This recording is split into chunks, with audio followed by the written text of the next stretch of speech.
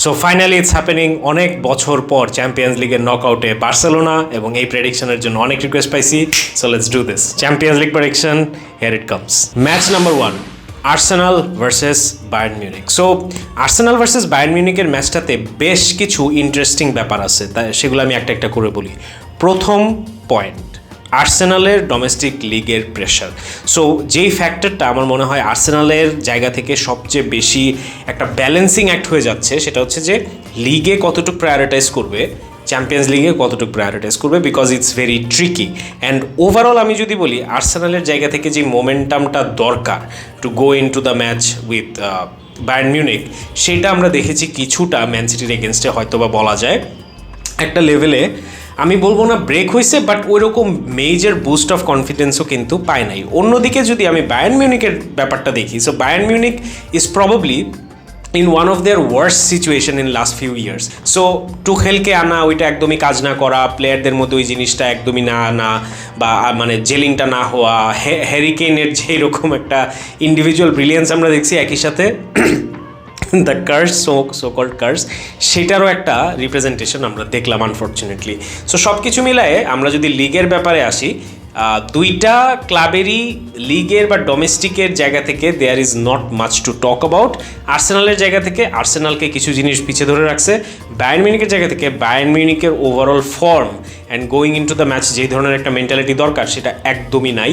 13 পয়েন্টে পিছিয়ে থাকা একটা টিম চ্যাম্পিয়ন্স লিগ জেতা ছাড়া আর কোনো অপশন নাই। নাও কামস টু দ্য পয়েন্ট 2, এক্সপিরিয়েন্সের জায়গা থেকে আর্সেনাল অনেকটাই পিছায়ে চ্যাম্পিয়ন্স লিগে এই টিমটা, এই ম্যানেজারটা। In fact Arteta doesn't have any experience as the manager in Champions League. হ্যাঁ, বলতে পারেন যে অ্যাসিস্ট্যান্ট ম্যানেজার হিসেবে ছিল, but that's a different ball game. So আমার কাছে মনে হয় ওই দিক থেকে বায়ার্ন মিউনিক কিছুটা আগায় থাকবে। বায়ার্ন মিউনিকের ওভারঅল মানে when push comes to shove, you see যে এই ধরনের টিম এবং এই ধরনের ক্লাবগুলা সামনে চলে আসে বেটার ওয়েতে এবং নিজেদেরকে সম্পূর্ণ নতুন আঙ্গিকে তুলে ধরে। সো এইখানে আমি থার্ড পয়েন্টটাতে যদি আসি, যে ইন্ডিভিজুয়াল ডিসাইডার্স কেমন আছে। সো আর্সেনালের জায়গা থেকে আমি বলবো না এমন কোনো সিঙ্গেল নেম আছে যারা আসলে মানে একা ম্যাচ ডিসাইড করে ফেলতে পারে। Yes, there are some good players like Odegaard, like Saka, like Martinelli, Saliba, অনেক মানে ডিসেন্ট ভালো প্লেয়ার্স আছে, বাট এখানে কেউই আমাকে যদি জিজ্ঞেস করেন দিন শেষে ম্যাচ ডিসাইডার না। Same goes for Bayern Munich. হ্যাঁ, আপনি বলতে পারেন hurricane is probably an exception to that, but overall এই টিমগুলোর মানে এই দুইটা টিমের কোনোটাতেই আমার কাছে মনে হয় না যে there is a huge difference maker in terms of players. আমার কাছে মনে হয় যে মোটামুটি ইভেনলি ব্যাটেলড আউট একটা জায়গা থেকে আমরা দেখবো Arsenal versus Bayern Munich. Now let's come to the predictions. আমার কাছে মনে হয় এই ম্যাচটা আর্সেনাল জিতবে, অনলি বিকজ যে একদিকে আর্সেনালের ওভারঅল এই গ্রুপটা অনেক বছর ধরে জেল হয়ে আসছে, এবং আজকের দিনে এসে আর্টেটা প্লেয়ারগুলোকে বুঝে, প্লেয়ারগুলো আর্টেটাকে বুঝে, এবং দুইটা যেই ম্যাচ হবে হোম অ্যান্ড অ্যাওয়ে, এই দুইটা ম্যাচে আর্টেটা I think can bring that, কি বলবো, না পাওয়া, এখন পর্যন্ত নিজেদেরকে ওইরকমভাবে প্রমাণ করতে না পারার সুযোগটা ইউরোপে, এই প্রত্যেকটা জিনিস আমার কাছে মনে হয় আর্টেটা সুন্দর করে বের করে নিয়ে আসতে পারবে। And that is why I think Bayern মিউনিকের কারেন্ট ফর্ম এবং আর্সেনালের ওভারঅল যেরকম একটা হাঙ্গার অ্যান্ড ইচ্ছা অ্যান্ড সব কিছু থাকবে, I think it might or it will over trump Bayern Munich's chances. So দিন শেষে এটা আসলে বলা খুবই ডিফিকাল্ট এরকমভাবে, বাট আমার কাছে মনে হয় যে Arsenal has just a little bit advantage, and this one for me goes to Arsenal. চলেন এখন 2 নম্বর ম্যাচটা দেখি, এবং without pretty much any debate আমরা বলতে পারি যেটা এইবার চ্যাম্পিয়ন্স লিগের সবচেয়ে বোরিং ম্যাচ বা লেস অ্যান্টিসিপেটেড ম্যাচ, সেটা হচ্ছে অ্যাথলেটিকো মাদ্রিদ এবং বরুসিয়া ডর্টমুন্ড। ভাই এখানে না আমি খুব বেশি জ্ঞানগর্ভ আলাপ আসলে করবো না, বিকজ এই দুইটা টিমের খেলা আমি অত মানে দেখি বা ট্যাকটিক্যাল অ্যানালাইসিস করার মতো দেখি, সেটা আসলে আমি বলবো না। এই ভাউতাবাজি করার কোনো দরকার নাই। আমি গাট ইনস্টিংক্ট এবং বেসিক আন্ডারস্ট্যান্ডিং কয়েকটা ম্যাচ দেখা চ্যাম্পিয়ন্স লিগে, সেটার জায়গা থেকে যদি আসি, আমার কাছে মনে হয় it's very evenly balanced out, এবং দুইটা টিমেরই আসলে যাওয়ার সুযোগ আছে। দুইটা টিমই অসাধারণ ফুটবল খেলতেছে ঠিক তা না, বাট দুইটা টিমের জায়গা থেকে আসলে দেয়ার আর সাম স্ট্রেংথস। এবং আমি যদি সিম্পলি বলি, আমার কাছে মনে হয় যে Atletico Madrid just going to edge Dortmund out. এটা বলার পেছনে মেইন রিজন হচ্ছে যে অ্যাথলেটিকো মাদ্রিদের ওই একটা মাদ্রিদ ব্যাপার আছে, মাদ্রিদ কোয়ালিফায়ার ও নক আউট ডিএনএ, যেখানে হচ্ছে তারা এই ধরনের সিচুয়েশনগুলোতে এসে they know how to get the job done. এবং আমার কাছে মনে হয় ওই একটা জায়গাতে ডটমন্ড একটু ধরা খেয়ে যাবে। ইন্টার মিলানের এগেনস্টেও অ্যাথলেটিকো মাদ্রিদ কিন্তু based on that survival instinct match বের করে নিয়ে চলে আসছে। সো আমার কাছে মনে হয় ওইখানে Atletico Madrid eventually is going to come out on top. Now let's come to the third match, Barcelona versus PSG. কি বলবো, বার্সেলোনা এবং পিএসজি আমাদের ফ্যানদের জন্য ইটস আ হিউজ ইমোশন। আমাদের জন্য এটা একটা বিশাল ইমোশনের জায়গা। অনেক হিস্ট্রি আছে, অনেক মেমোরিজ আছে। Arguably the greatest tie in Champions League history এই দুইটা টিমের মধ্যে হয়েছে, the greatest comeback in history হয়েছে।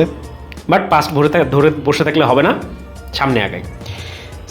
ফার্স্টেই যদি আসি ডোমেস্টিক লিগের জায়গা থেকে, পিএসজির সবচেয়ে বড় উইকনেস হচ্ছে ওরা একটা কম্পিটিটিভ ডোমেস্টিক লিগে খেলে না, এবং এইটা ওদেরকে রব করে বা ওদেরকে মানে সুযোগটা ওদেরকে হারায় অনেক দূর, যে উইক ইন উইক আউট একটা top of the line competitive এনভায়রনমেন্টে খেললে আসলে যে ধরনের একটা প্রোগ্রেস হয়, মানে আসলে মানে আপনার ধার দেওয়ার জন্য মানে লোহাকে ধার দেওয়ার জন্য লোহাই লাগবে, আপনি ওইখানে মানে কাটমাট নিয়ে গেলে হবে না। সো ওরা আসলে এখন কাটমাট দিয়ে নিজেদেরকে ধারটার দিচ্ছে।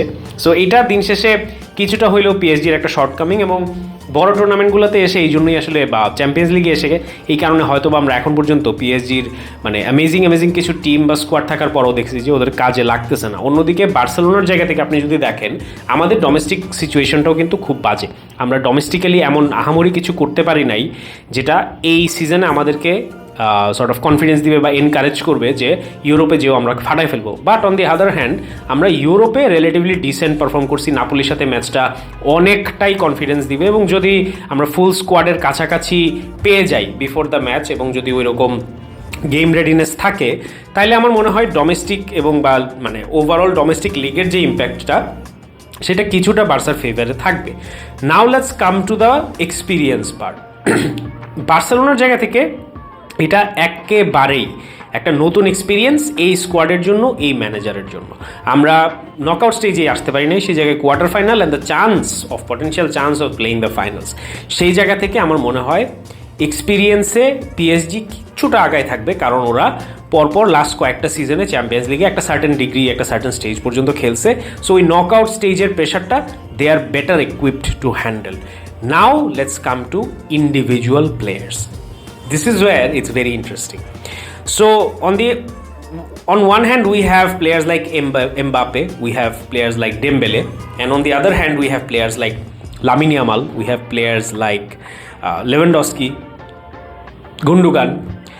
Now who do you choose and pick? আমি যাই প্রেডিকশন দিই গালি খাবো, যদি এগেনস্টে যাই যা আপনি বার্সারে জিতান নাই, যদি আমি ফেভারে যাই তাহলে আপনি তো বার্সারেই জিতাবেন। সো এখানে কোনো রাইট অর রং নাই, বাট আমাকে যদি বলেন কি ডিসাইডিং প্লেয়ার্স কোন টিমে বেশি আছে, আমি বলবো বার্সেলোনায় বেশি আছে।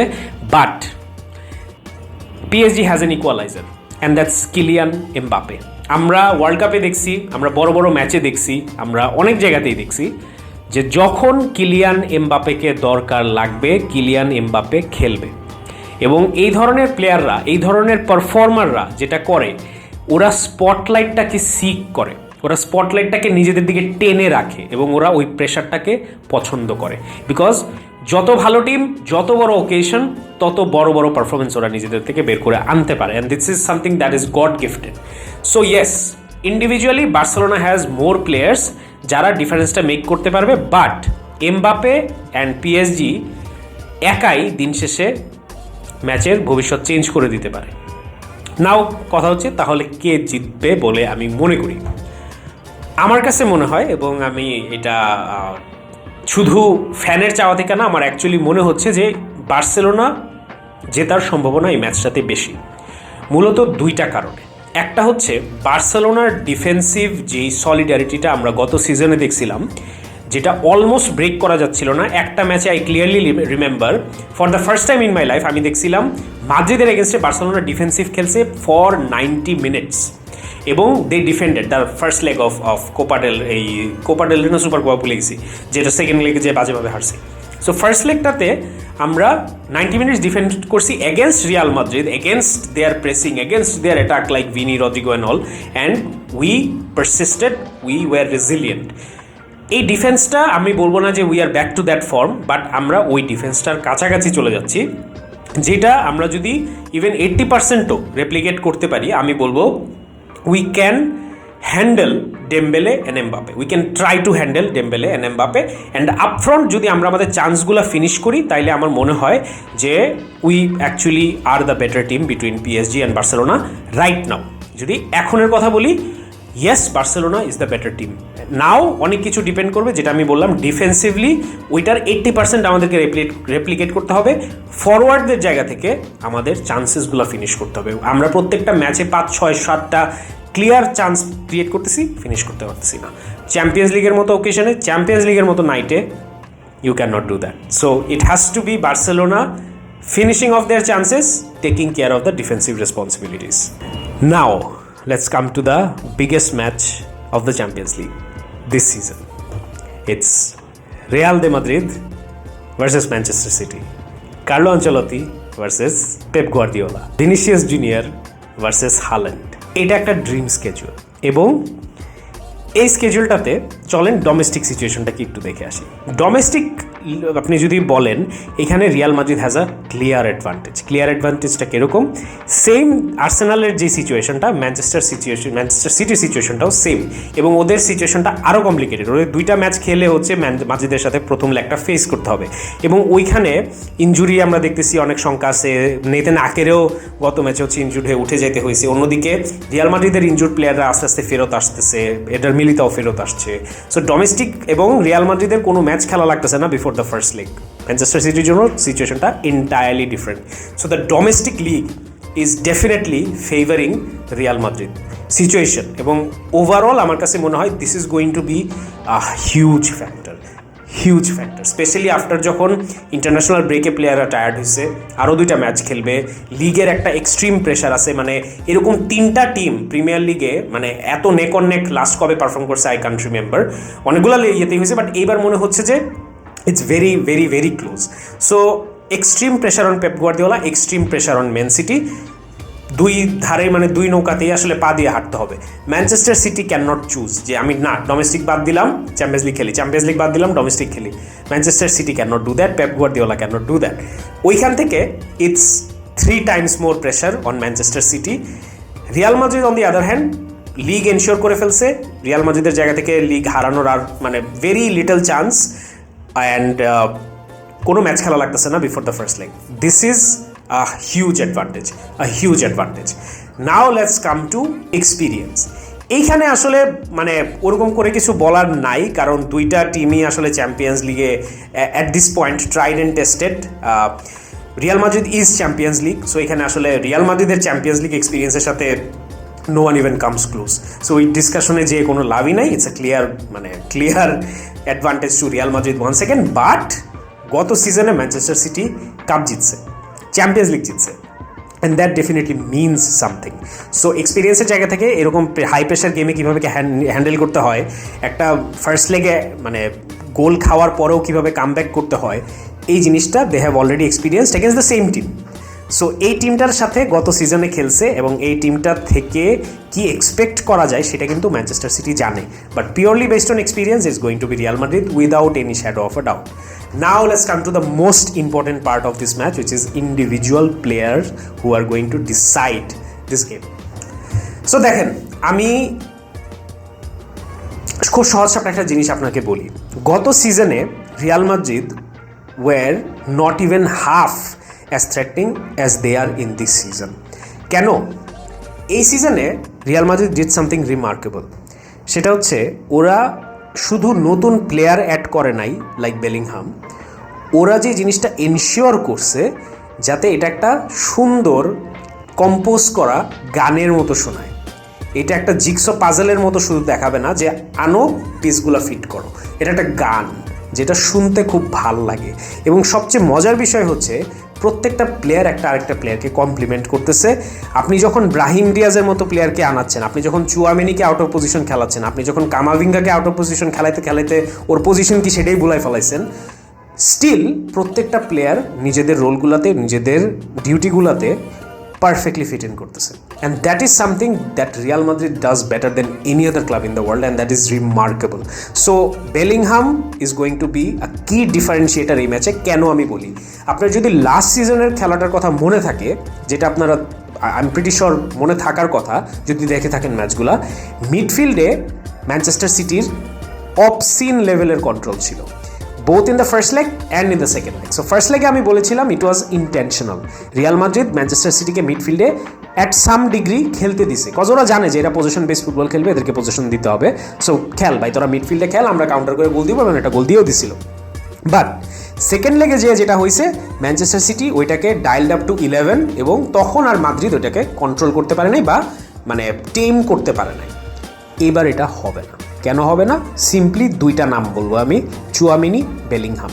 এই দুইটা player is not going to let Manchester City control the midfield like they did in the previous schedule. এবং আপফ্রন্ট যেই ধরনের একটা ফর্মে ভিনি অ্যান্ড রদ্রি আছে, এইটা দিন শেষে যে জিনিসটা করবে সেটা খুব সিম্পল একটা জিনিস করবে, and that's going to end this discussion. In order to win, Manchester City needs to have a perfect 180 minutes. In order to win, Madrid needs 5 to 10 minutes. That's it. And that's deciding. এইটার পর আমার মনে হয়, I think you get the prediction. For me, it's going to be Real Madrid, because Real Madrid this season, ওদের এত avenues, এত player, এত game changer, এবং ওদের ইনস্ট্যান্ট গেম চেঞ্জিং যে ability, up until the 99th minute they are not out, they are always in the game, and ওদের perfect 90 মিনিটের কোনোই দরকার নাই, they just need 2-3 minutes, and that's going to be it for Real Madrid. So এইবার এসে আমার কাছে মনে হচ্ছে Manchester City is going to fall short because of everything that I've mentioned, and it's going to be Real Madrid. Okay guys, quarter final শেষ, এখন চলেন semifinal কি অবস্থা একটু দেখে আসি। So in the first bracket we have Barcelona versus Atletico Madrid, and on the second bracket we have Real Madrid versus Arsenal. So এই প্রেডিকশনটা আসলে খুব বেশি আমি অ্যানালাইসিসের বেসিসে বলতে পারবো না, কারণ এর মাঝখানে অনেকগুলো ম্যাচ হবে, এর মাঝখানে সিচুয়েশন অনেক চেঞ্জ হবে। বাট আমার কাছে যেটা মনে হয়, সহজ সাপটা উত্তর যদি দেই, অ্যাথলেটিকো মাদ্রিদ এবং বার্সেলোনার ম্যাচটাতে আই এম এক্সপেক্টিং বার্সেলোনা জিতবে। কারণ বার্সেলোনার জায়গা থেকে এখন মানে আমার মনে হয় ওই টাইমটাতে যে অন্যরকম একটা স্পৃহা কাজ করবে, অন্যরকম একটা হাঙ্গার কাজ করবে, অন্যরকম একটা জেদ কাজ করবে, যে আমরা ফাইনালি এত বছর পরে সেমিফাইনালে আসছি, and we have a very good chance of going to the final. এইটা ডিফারেন্ট ওয়েতে বার্সেলোনাকে ফুয়েল করবে, আনলেস অ্যান্ড আনটিল আমাদের যদি আল্লাহ না করুক ইনশাল্লাহ কোনো বাজে ইনজুরি না হয়, কোনো মেইন প্লেয়ার চলে না যায়। এখন আমার মনে হয় Barcelona is coming in to a good rhythm, এবং এই রিদমটা যদি আমরা সেমিফাইনাল পর্যন্ত ধরে রাখতে পারি, I do not see any reason for Atletico Madrid to beat Barcelona. এবং এইবার ডোমেস্টিক লিগে অ্যাথলেটিকো মাদ্রিদ সবচেয়ে বাজে খেলছে এগেন্স্ট বার্সেলোনা, অর বার্সেলোনা লিগে সবচেয়ে ভালো খেলছে অ্যাথলেটিকো মাদ্রিদের সাথে। সো আমরা বলতে পারি at some extent or to some extent Xavi has Atletico Madrid figured. সো আমাদের যদি চ্যাম্পিয়ন্স লিগের সেমিফাইনালে অ্যাথলেটিকো মাদ্রিদের সাথে খেলা হয়, I am going to put Barcelona ahead. So Barcelona, yes, goes to the final according to me, inshallah. And now let's come to Arsenal versus Real Madrid. Real Madrid. That's it. As simple as that. So Manchester City আমার জন্য আর্সেনালের একটা perfected version, বা একটা final form version, বা একটা +1 version. So Manchester সিটিকে যেই কারণে Real Madrid হারাবে আমি জাস্ট এক্সপ্লেন করলাম, এক্স্যাক্টলি সেম রিজনেই আমি মাদ্রিদকে আগায় রাখবো। And Arsenal for me is nowhere near Real Madrid at this point of time. এবং এটার জন্য আমি প্রচুর গালি খাইতে পারি, বাট আমার কাছে মনে হয় না যে আর্টেটার এনাফ প্লেয়ার্স আছে। দিন শেষে if Manchester City doesn't have enough players to make a difference against Real Madrid, I don't think Arsenal has that. So সেই জায়গা থেকে I'm going to predict the most insane, the most probably improbable, but আমার কাছে যেটা মনে হচ্ছে, this could be the season. This could be the season after 2011 where we finally see an El Clasico in the Champions League, and in my mind it's going to be an El Clasico. হয়ে গেলে তো insane, না হইলে প্রচুর গালি খাবো, but that's it, that's how football works. কোনো প্রেডিকশনই আসলে দিন শেষে 100% মিলে যাবে, দ্যাটস ইম্পসিবল। বাট ওয়ার্ল্ড কাপেরটা মিলে গেছিলো final prediction, let's see Champions লিগেরটা মিলে কিনা। অ্যান্ড ফাইনালে কি হবে এটা বলতে চাই না, এটা যদি কখনো এই ফাইনালটা যদি অ্যাকচুয়ালি হয় তখন I will give the prediction, but that's how I'm seeing the Champions League pan out this season. It's going to be an El Clasico between Barcelona and Real Madrid in the Champions League 23-24 season. Do you agree? Let's find out.